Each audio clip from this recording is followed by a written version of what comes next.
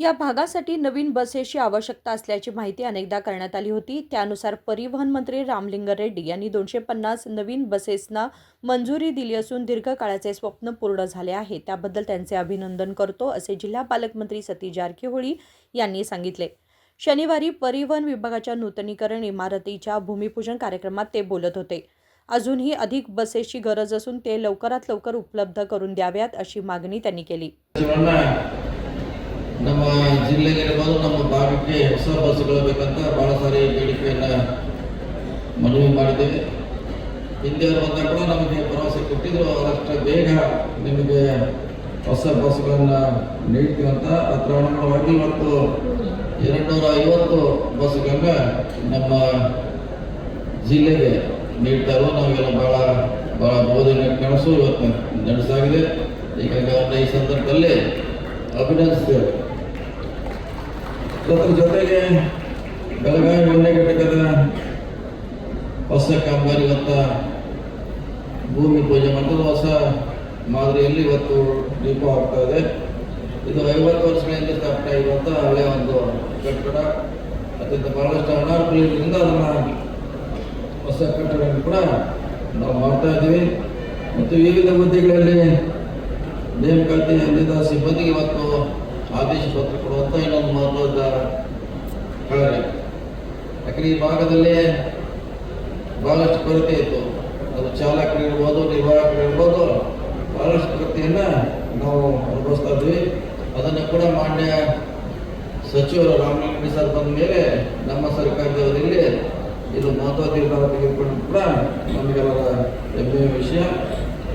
ಜೊತೆಗೆ ಹೊಸ ವಾಣಿಜ್ಯ ಮಳಿಗೆಗಳನ್ನು ಕೂಡ ಇವತ್ತು ಉದ್ಘಾಟನೆಯ ಸಚಿವರ ಸಮ್ಮುಖದಲ್ಲಿ ಆಗಿದೆ.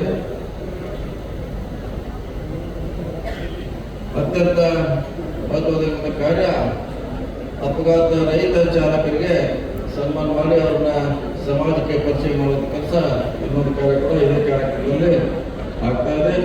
ಈಗಾಗಲೇ ಮೇಡಮ್ MD ಅವರು ಹೇಳಿದಂಗೆ ನಿಮಗಿರುವಂಥ ಹಲವಾರು ಸೌಲಭ್ಯಗಳು, ಅದು ಅಪಘಾತ ವಿಮೆ ಇರ್ಬೋದು, ಗುಂಪು ವಿಮೆ ಇರ್ಬೋದು, ನೌಕರ ಕುಟುಂಬ ಕಲ್ಯಾಣ ನಿಧಿ ಪರಿಹಾರ ಅಂತ ಹಲವಾರು ನೌಕರ ಪರವಾಗಿರುವಂಥ ಜನಪರ ಕಾರ್ಯಕ್ರಮ ಕೂಡ ಇವತ್ತು ನಾವು ಹಂಚಿಕೆ ಮಾಡ್ತಾ ಇದ್ವಿ.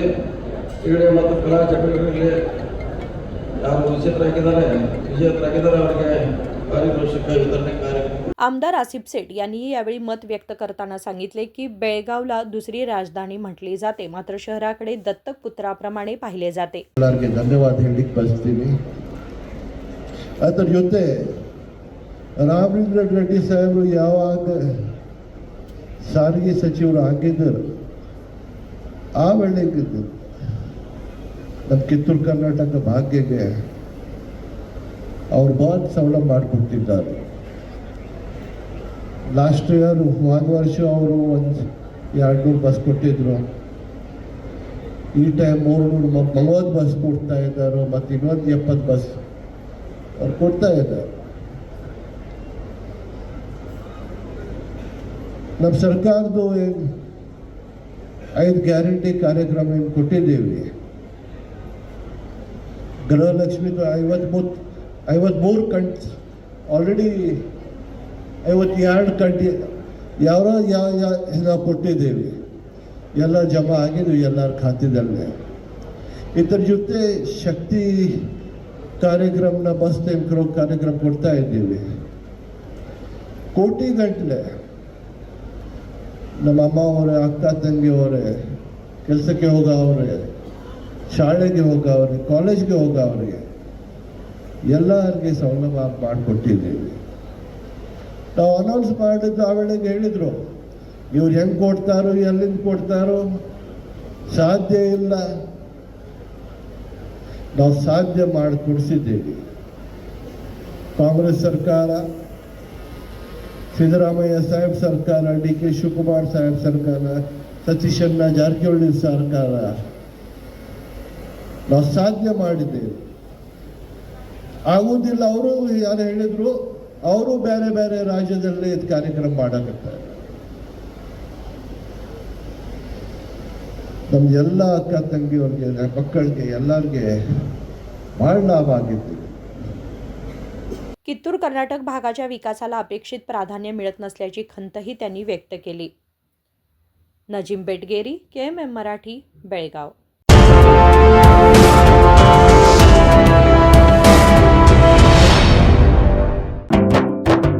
जले दीप अंगना में होगी रोशन दुनिया, पलकों तले छा जाए चांद तारों का साया, रंगोली में खिले रंग खुशियों के भी तराने, तन मन झिलमिल जाए हर पल होंगे सुहाने, ये अटूट बंधन खिले हर आशियाना, रंग वस्त्रों का खजाना, मन भाए आराधना, आराधना मारुति गली बेलगाम. मन भाए आराधना.